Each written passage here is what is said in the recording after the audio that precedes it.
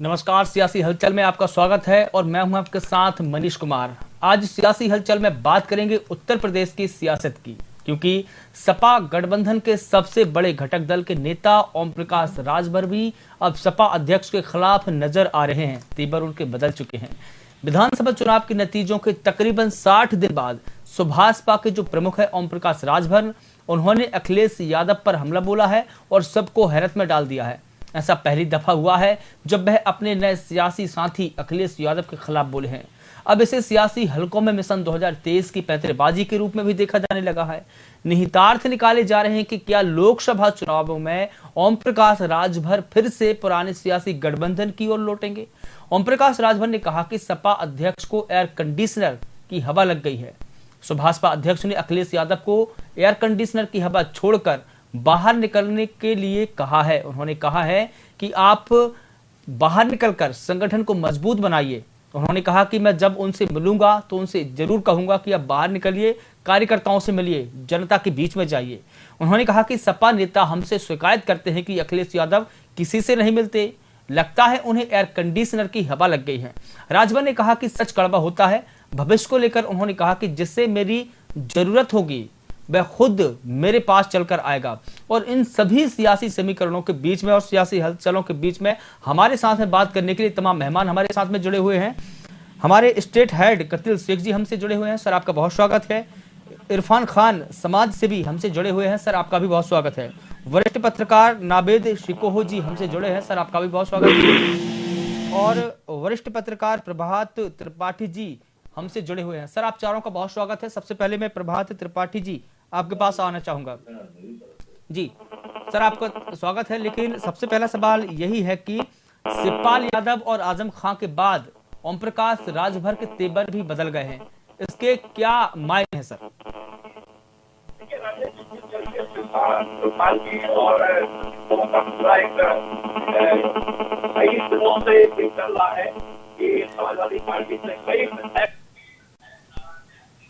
जी sir आपकी आवाज clear नहीं हो पा रही है। प्रभात त्रिपाठी जी आवाज आ रही है? जी जी सर, जी सर आपकी आवाज क्लियर नहीं आ पा रही थी, अब बताएं सर। हाँ, मैं ये कह रहा था कि जिस तरीके से शिवपाल और आजम और इन लोगों को लेके कई दिनों से ये इस तरीके का एक संदेश बाहर निकल रहा था पार्टी से कि अखिलेश से लोग नाराज हैं और कई विधायक नाराज हैं। आज जिस तरीके से ओम प्रकाश राजभर ने, देखिए ओम प्रकाश राजभर एक ऐसे नेता है जो बहुत ही स्पष्ट तरीके से अपनी बात को रखते हैं और यही हाल का भारतीय जनता पार्टी के साथ जब वो मंत्री थे और मंत्री पद उन्होंने छोड़ा और जिस तरीके से न्याय कमेटी की रिपोर्ट न रखने पे और धोखेबाज करार दिया। जी जी सर आप और अखिलेश यादव को वो लगातार भी देते रहे और वो बताते रहे कि देखिए ओम प्रकाश राजभर अगर आपके सामने है तो रहेगा। लेकिन अब जो दूरियां ओम प्रकाश राजभर की बन रही है, मुझे उसका राजभर की ऐसा नजर आता है कि जो ये आजम खान, शिवपाल, ओम प्रकाश राजभर, ये लोग जिस तरीके से अखिलेश से दूरियां, अब इनकी दूरियां पड़ेगी लोकसभा चुनाव आने के पहले। और मुझे ऐसा लगता है कि अखिलेश यादव बहुत बड़ी गलती कर रहे हैं। इन नेताओं को जिस तरीके से इनसे व्यवहार रखना चाहिए, जिस तरीके से बात करना चाहिए। आज विधानसभा में जिस तरीके से अखिलेश यादव ने कानून व्यवस्था का मामला उठाया और योगी ने पलट के उनको जवाब दिया और कहा कि बच्चों से गलती हो जाती है, तो उनके पिता पे अटैक किया, मुलायम सिंह पे अटैक किया। और अब आजम खान और उनके बेटे अब्दुल्ला जब शपथ लेने आए थे तो पूरी तरीके से अलग है समाजवादी पार्टी से। अभी वो बैठ गए, शिवपाल भी आज सदन में समाजवादी पार्टी के घेरे में बैठे थे। लेकिन मुझे ऐसा लगता है कि भारतीय जनता पार्टी कहीं ना कहीं एक ऐसी चाल चल रही है, कोशिश कर रही है कि उत्तर प्रदेश में विधानसभा चुनाव आते आते एक कोई थर्ड फ्रंट का पतन हो जाए और थर्ड फ्रंट के रूप में आजम खान, शिवपाल ये लोग एक अपना फ्रंट बनाएंगे और फ्रंट बनाने के बाद वो जिस तरीके से भारतीय जनता पार्टी आज चल रही है कि ये लोग पीछे से एक ओवैसी के रूप में काम करेंगे और जो 18% मुस्लिम वोट समाजवादी पार्टी को मिला था 2022 के विधानसभा चुनाव में, वो डिवाइड हो जाए। जब वोट का बिखराव होगा तो ऐसी स्थिति में फायदा भारतीय जनता पार्टी को ही मिलेगा। तो आजम खां, शिवपाल यादव, ओम प्रकाश राजभर, ये सब मिलके एक फ्रंट बनाने का प्रयास कर रहे हैं और हो सकता है 2-3 महीने के अंदर ये पूरा परवान भी चढ़ जाए और ये फ्रंट का एक नया स्वरूप आपको उत्तर प्रदेश की राजनीति इसके संकेत इस बात से भी मिलते हैं कि जब आजम खान जेल से छोटे हुए थे तो अखिलेश यादव ने सिर्फ ट्वीट किया था और पल्ला झाड़ लिया था, जबकि शिवपाल यादव उन्हें जेल में लेने के लिए गए थे। तो संकेत तो यही से मिल जाते हैं। चलिए ठीक है, हमारे साथ में नावेद शिकोह जी भी जुड़े हुए हैं। नावेद जी, राजभर ने अखिलेश यादव को नसीहत दी है या चेतावनी? क्या कहीं सपा में टूट के कोई संकेत तो नहीं मिल रहे हैं? देखिए, संकेत तो साफ मिल रहे हैं। राजभर ने कल जिस तरीके से उनका बयान था वो साफ इशारा अखिलेश यादव के ऊपर उनका तंज लग रहा है, क्योंकि जिस तरीके से, पहली चीज तो ये कि समाजवादी पार्टी के विधायक, समाजवादी पार्टी का कुनबा जिस तरीके से हमलावर हुआ था, अभी जिस वक्त जिस मुद्दों को लेकर उसमें राजभर और उनके विधायक शामिल ही नहीं थे, वो कहीं ना कहीं साइडलाइन हो गए थे। उसके बाद उन्होंने जो बयान दिया, उन्होंने साफ तौर से तो नहीं लेकिन अप्रत्यक्ष रूप से उन्होंने अखिलेश यादव के ऊपर काफी तंज किए।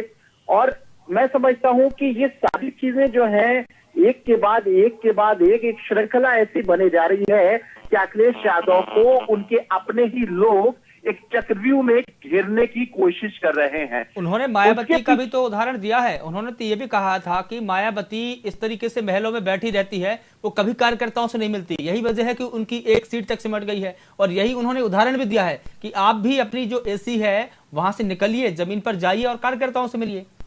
उन्होंने मायावती का जरूर उदाहरण दिया है। नहीं है, वो मायावती के साथ नहीं है, लेकिन अखिलेश यादव उनके साथ में है, वो अखिलेश यादव के साथ है, ये उनके गठबंधन का एक हिस्सा है। उसके बाद भी जिस तरीके से उनके शब्द थे, जिस हिसाब से उनकी प्रेजेंस थी, कि कुछ बातें ऐसी होती हैं कि हम बिना कहे बहुत कुछ कह जाते हैं। राजभर जी का इशारा अखिलेश यादव पे था, ये हर एक्सपर्ट कह रहे हैं।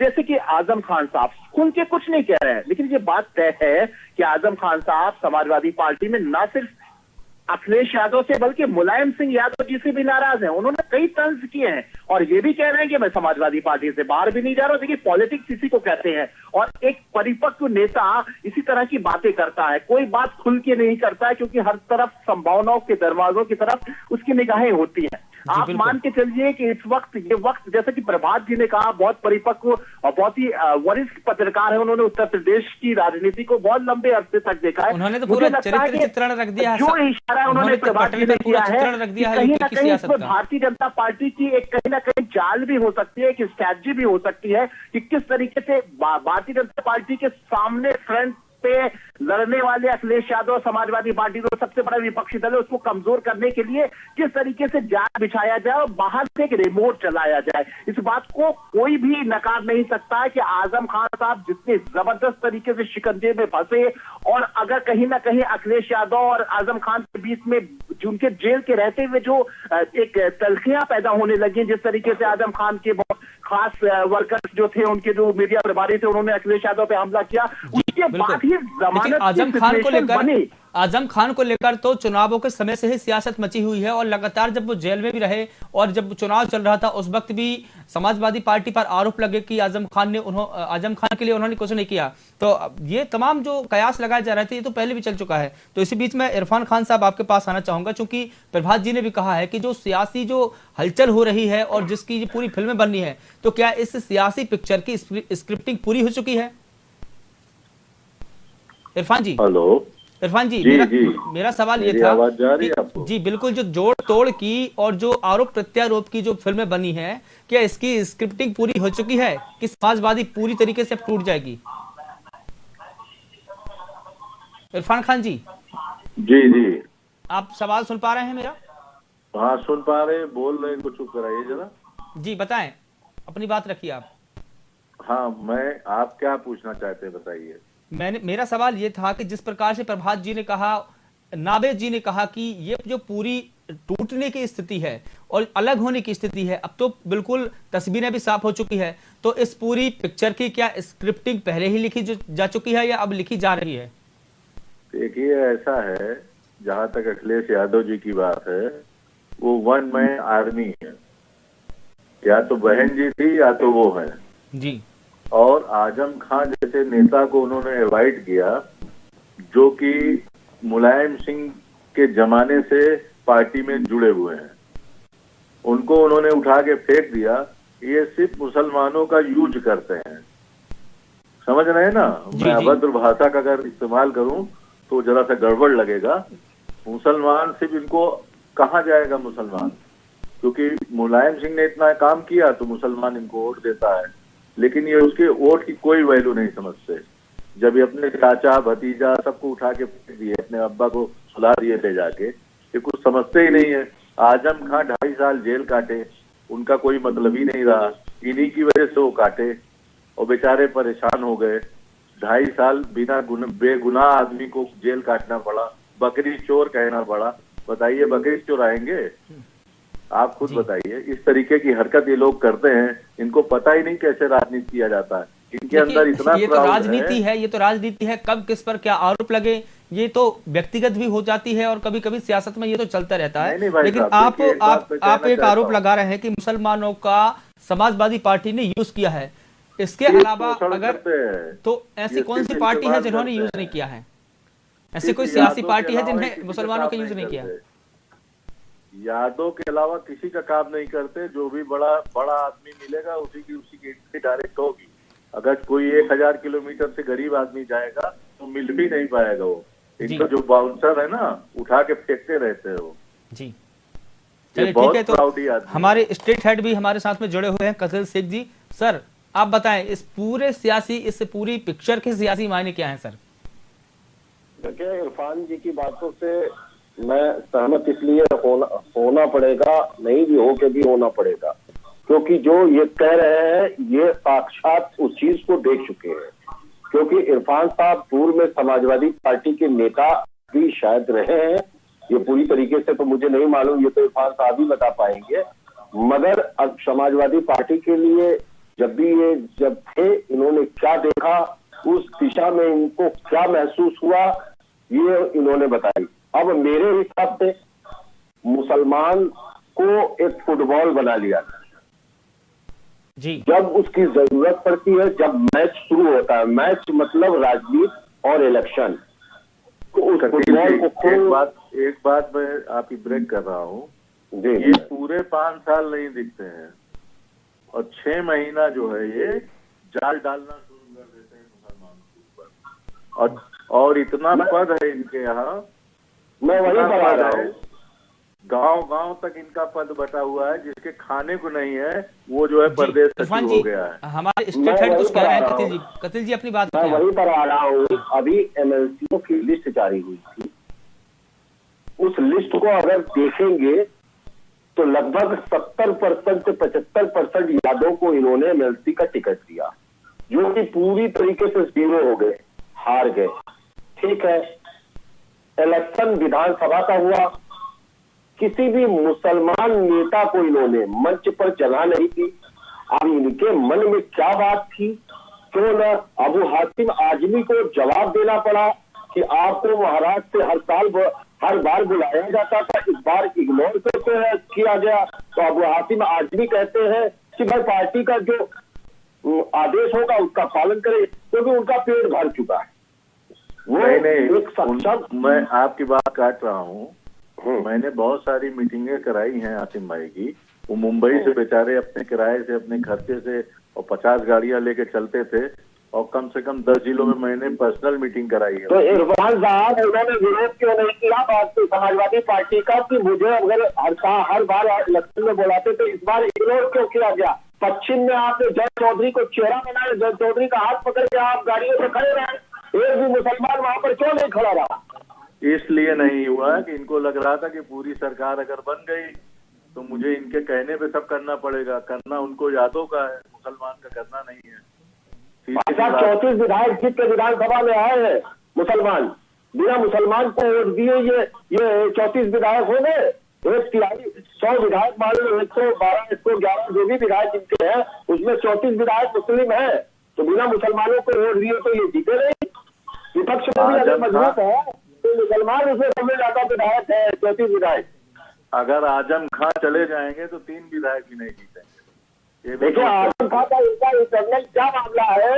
आजम खां की इतनी कमजोर कड़ी थी कि उनके जेल जाते ही अखिलेश यादव उनसे किनारा करने लगे, शिवपाल यादव उनके करीब जाने लगे। शिवपाल को अखिलेश यादव जी ने हटा दिया पार्टी से, फिर बाद में उनको मनाया, इलेक्शन के पीरियड में उनको टिकट दिया, उनको वहां से जितवाया। क्योंकि शिवपाल यादव अगर इनके टिकट से ना भी लड़ते तो मैं आपको बता रहा हूँ वहां से वो जीत जाते। देखिए, समाजवादी पार्टी का आवश्यकता नहीं थी, पर शिवपाल यादव को एक समाजवादी पार्टी से प्यार था, एक लगाव है, क्योंकि वो नेताजी को साइकिल से लेके नेता यहाँ वहाँ मस्जिद जीने में जाते थे। उस समय साधन कम था, गाड़ियां कम थी, तो तमाम चीजें उन्होंने झेली है, इसलिए उनको दर्द है। और जो देखिए, इनको समाजवादी पार्टी में है उनका क्या है बताइए, वो कितना परिश्रम किए। बहुत सारी चीजें मुसलमान युवाओं को इमोशनल टॉर्चर करके अपनी तरफ एक्साइटेड किया जाता है, उसके बाद मुसलमानों के बड़े बड़े कारनामे करा दिए जाए, उसके बाद उनको रोड पे छोड़ दिया जाता है। बस यही है जी। खाली डंडा खाते हैं जितने मुसलमान प्रदेश सचिव, जिला सचिव हैं। और शिवपाल जी पुराने आदमी हैं, इसका शिवपाल जी पुराने है। कभी समय आया तो मैं समाजवादी पार्टी को ये बताऊंगा कि कैसे मुसलमानों को यूज किया जाता है। जी बिल्कुल नहीं, उसको तो मैं भी बोलूंगा, अगर मुझे अखिलेश के सामने भी बोलना पड़े तो मैं उनके मुंह पे बोल दूंगा। किसी की हत्या हो जाए, किसी के घर में पुलिस घुस कर लाठी मारे रमजान में, उसके बाद ये समझते ही नहीं कि मुसलमान ने कुछ किया। कोई आदमी पूरी सरकार से लड़ जाए, कोई आदमी उनके लिए जान दे दे, ये सोचते हैं ठीक है मरते रहो, क्या मतलब है। कतिल जी एक सवाल यह है कि जब भारतीय जनता पार्टी अभी सत्ता में है और इससे पहले की बहुजन समाजवादी पार्टी भी सत्ता में रही है, कांग्रेस कभी न कभी सत्ता में रही है, क्या उन लोगों ने मुसलमानों का यूज नहीं किया है? बता दीजिए कहाँ किया है। नहीं, ये तो सवाल उभर के सामने आ रहा है। मैं बता रहा हूँ, उन्होंने क्या, उनको मुसलमानों का वोट ही नहीं मिलता, सीधी बात। मैं बता रहा हूँ आपको, मुसलमानों का वोट अगर 2% भारतीय जनता पार्टी को मिलता है, उस हिसाब से फिर भी मुसलमानों के लिए बहुत मोरल है भारतीय जनता पार्टी। आज आप बता दीजिए, भारतीय जनता पार्टी की छठी सरकार, 6 साल हो गए सरकार चलते हुए, 5 साल उन्होंने पूरा किया और 6ठे साल में चल रहे हैं, दोबारा सरकार बनाया। किस मुसलमान को मैं आपकी बात को थोड़ा सा काट के एक बात बोलना चाहता हूँ। जो गरीब लोग हैं, जो नीडी लोग हैं, भाजपा सरकार ने नाम पढ़ के किसी को राशन नहीं दिया है, न किसी की कॉलोनी बनवाई है, सबको बराबर। मुसलमान को भी कॉलोनी में जगह मिली, राशन मिला, उनको हक मिल रहा है। क्या मुसलमान को नहीं मिल रहा है, जरा मुझे बताया जाए। मुसलमानों को भाजपा ने बहुत दिया है, ठीक है, क्योंकि मुसलमान उनको वोट नहीं देते हैं, फिर भी। प्रभात त्रिपाठी जी के पास आना चाहूंगा। प्रभात त्रिपाठी जी, ये जो पूरा खेल चल रहा है, कहीं ये 2024 की बसात तो नहीं है? और अगर है तो क्या 2024 के लोकसभा चुनाव में अखिलेश यादव अकेले पड़ जाएंगे?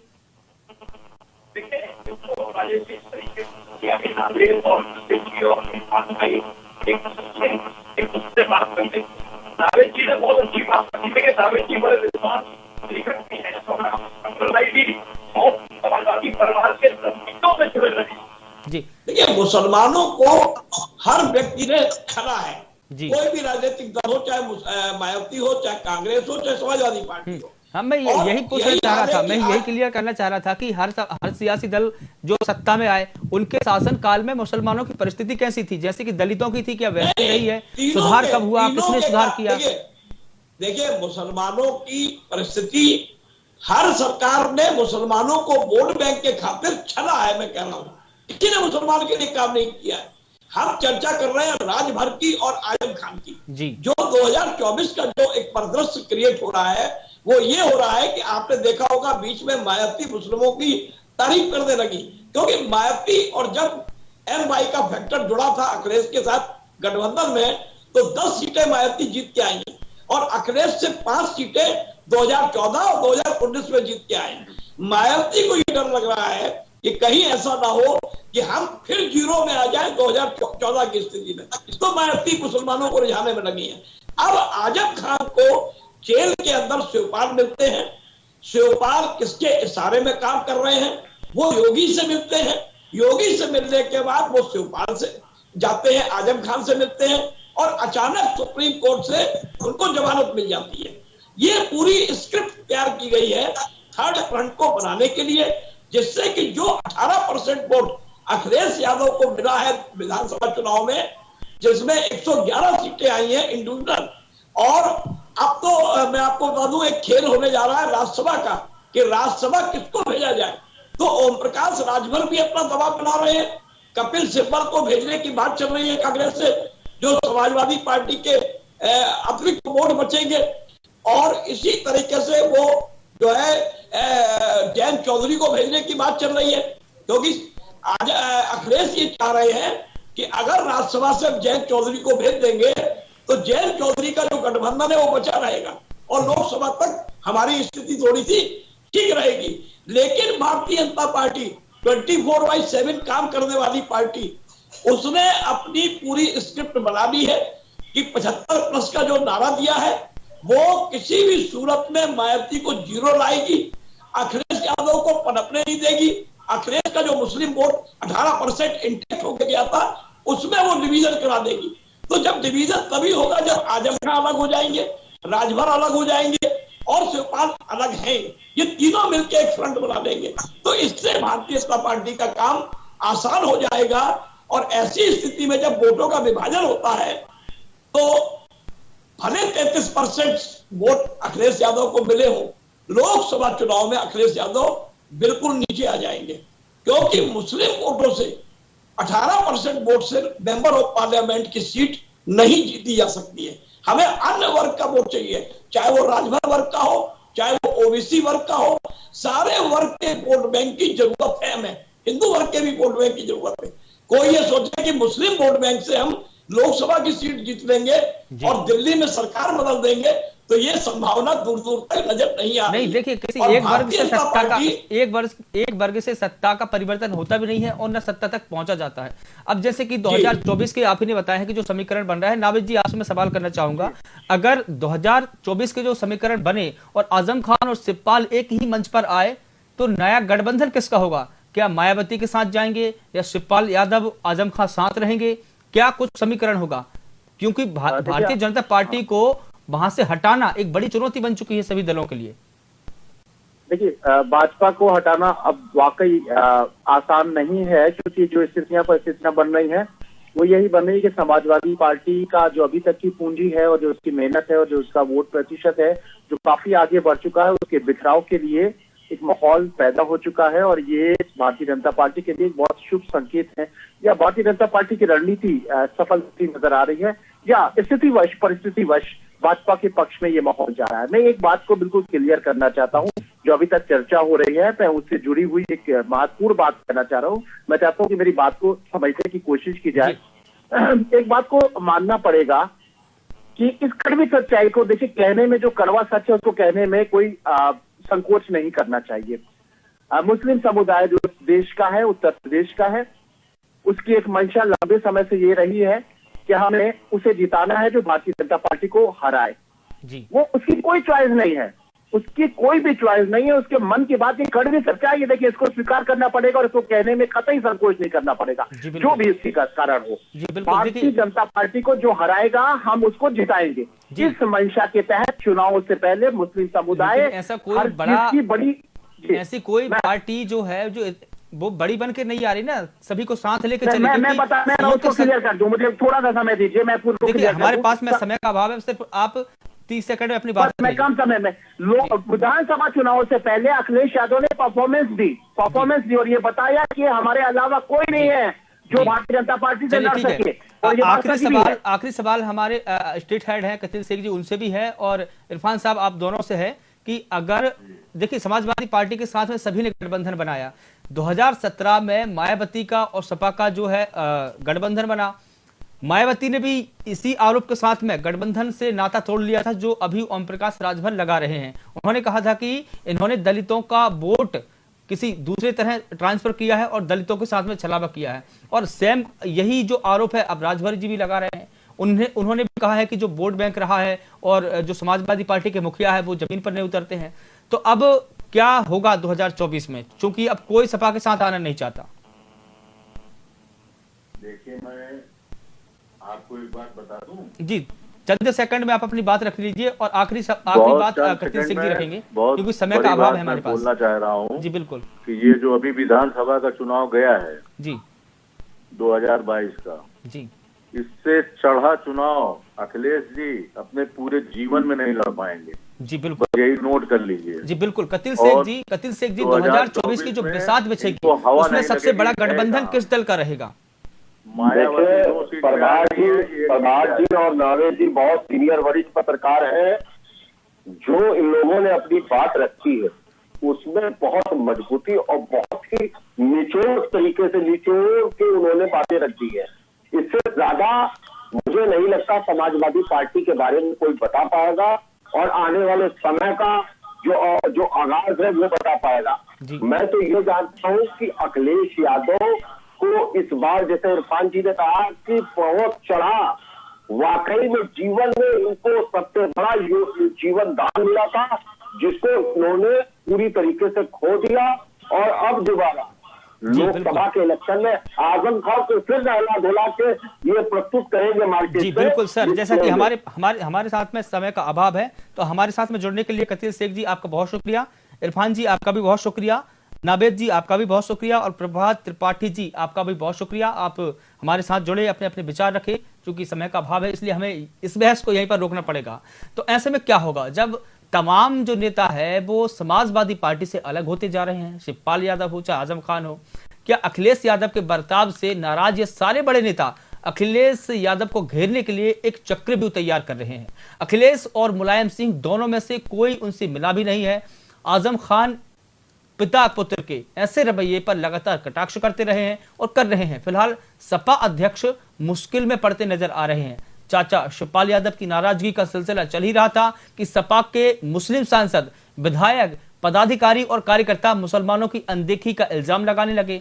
कहा जाने लगा कि अखिलेश यादव ने पार्टी के सबसे बड़े मुस्लिम चेहरे आजम खान के साथ में अन्याय किया है, यानी कि न्याय नहीं किया। जब वो जेल में थे ना उनसे मिलने गए, और जब जेल के बाहर आए तब भी वो उनका स्वागत करने के लिए वहां पर नहीं पहुंचे हैं। तो तमाम लब्बो आपके साथ में अब हमें दीजिए इजाजत और आप देखते रहिए VIP न्यूज़। नमस्कार।